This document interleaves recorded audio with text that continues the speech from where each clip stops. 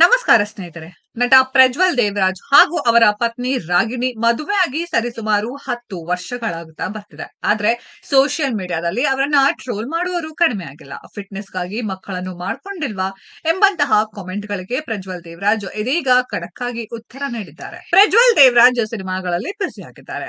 Classical dancer, fashion influencers, fitness trainer ಹಾಗೂ ನಟಿಯಾಗಿ ಅವರ ಪತ್ನಿ ರಾಗಿಣಿ ಚಂದ್ರನ್ ಗುರುತಿಸಿಕೊಂಡಿದ್ದಾರೆ. ಸೋಷಿಯಲ್ ಮೀಡಿಯಾದಲ್ಲಿ ಸಖತ್ ಆಕ್ಟಿವ್ ಆಗಿರುವ ಈ ದಂಪತಿ ತಮ್ಮ ವೃತ್ತಿ ಮತ್ತು ವೈಯಕ್ತಿಕ ಜೀವನದಲ್ಲಿ ಸಂತಸದಿಂದ ಇದ್ದಾರೆ. ಮದುವೆಯಾಗಿ 10 ವರ್ಷಗಳಾಗ್ತಾ ಬರ್ತಿದೆ. ಯಾಕಿನ್ನು ಮಕ್ಕಳಾಗಿಲ್ಲ?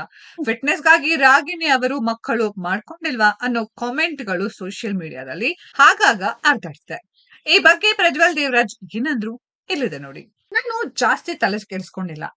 ಹಾಗ್ ನೋಡಿದ್ರೆ ಎಲ್ಲದರ ಬಗ್ಗೆಯೂ ತಲೆ ಕೆಡಿಸಿಕೊಳ್ಳಬೇಕಾಗುತ್ತೆ. ಅದು ಯಾರು ಟ್ರೋಲ್ ಮಾಡ್ತಾರೆ ಅನ್ನೋದು ನಮಗೆ ಗೊತ್ತಿರುವುದಿಲ್ಲ. ಹಿಂದೆ ಬಚ್ಚಿಟ್ಟುಕೊಂಡು ಟ್ರೋಲ್ ಮಾಡುವವರ ಬಗ್ಗೆ ಏನ್ ಹೇಳೋದು?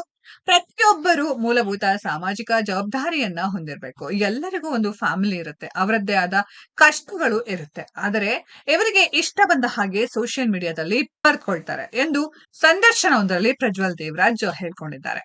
ಏನು ನಮ್ಮ ಬಗ್ಗೆ ಹೀಗೆ ಬರೀತಾರೆ ಅಂತ ರಾಗಿಣಿ ಬೇಜಾರ್ ಮಾಡ್ಕೊಂಡ್ರೆ ತಲೆ ಕೆಡ್ಸ್ಕೊಳ್ಬೇಡ.